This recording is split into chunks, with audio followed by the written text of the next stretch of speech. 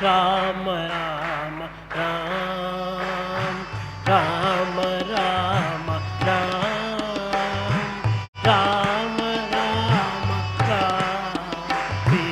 రామ రామ రామ. మనము కూడా జీవితంలో ఏ త్యాగము చెయ్యము, కానీ నాకు అన్నీ కావాలి. కానీ ఏ త్యాగం నేను చేయనండి, కానీ నాకు దేవుడు కావాలి. చెక్కడో ఇవాళ ఉదయం చెప్పుకున్నాం, కుచ్ పానే కే లియే కుచ్ ఖోనా పడతా హై. కొన్ని కావాలనుకుంటే కొన్ని, నీకు ఓంకారము, సుప్రభాతము, దాంట్లో బీజాక్షరము, దానివల్ల కలిగే ఆరోగ్యము, ఆనందము, బ్రహ్మీ ముహూర్త వైబ్రేషను, తద్వారా షట్చక్ర పూరితమైనటువంటి కుండలిని శక్తి యొక్క అద్వితీయమైనటువంటి జ్ఞానోదయము, నగర సంకీర్తన, లింగాష్టక పని. ఎవడి తరమండి?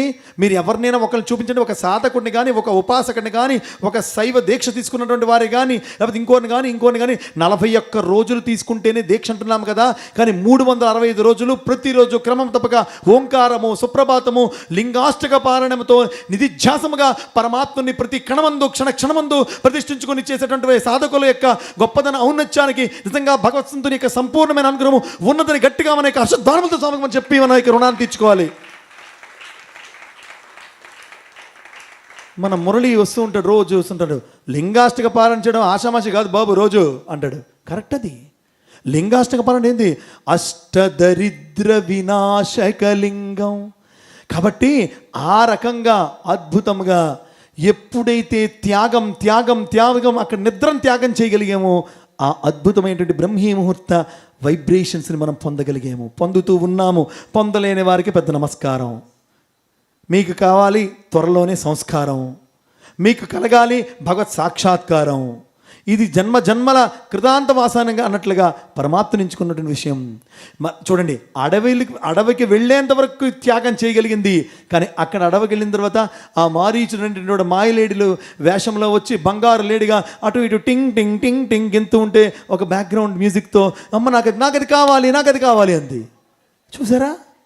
అప్పటిదాకా త్యాగం చేసినటువంటి యొక్క జానకీ మాత అప్పుడు మళ్ళా త్యాగం నుంచి దేనిలో పడిందండి?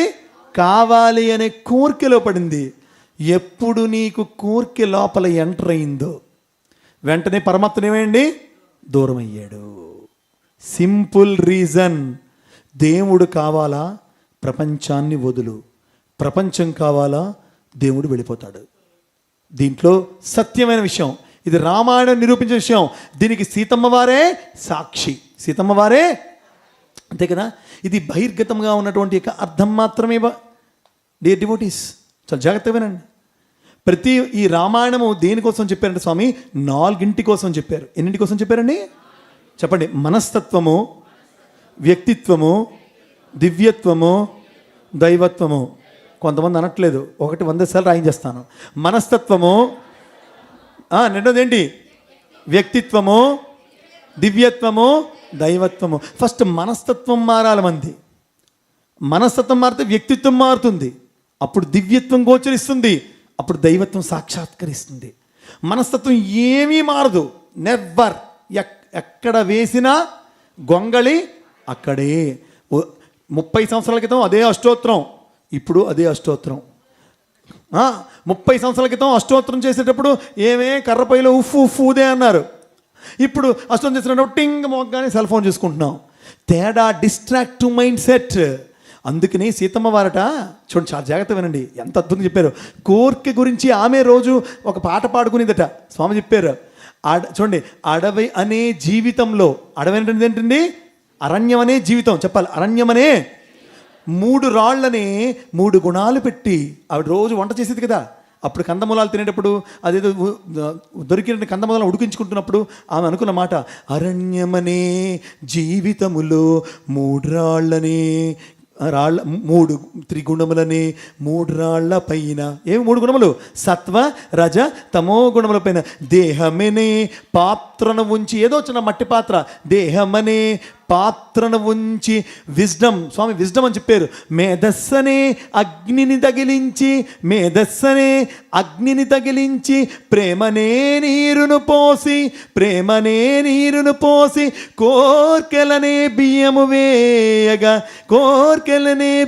వేయ గట్టి కోర్కె పదార్థము మరి లేక మెత్తబడే కోర్కెలన్నీ తీరెడిపోయే.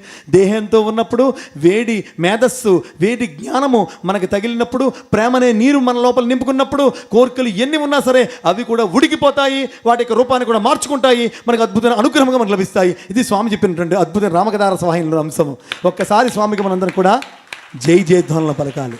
అంటే వనవాసములో సీతమ్మ వారు చేసేటువంటి యొక్క వంట ఎంతటి అద్భుతమైనటువంటి ఆధ్యాత్మిక పంట స్వామి చెప్పారు. ఎంత అద్వితీయం కదా. Love.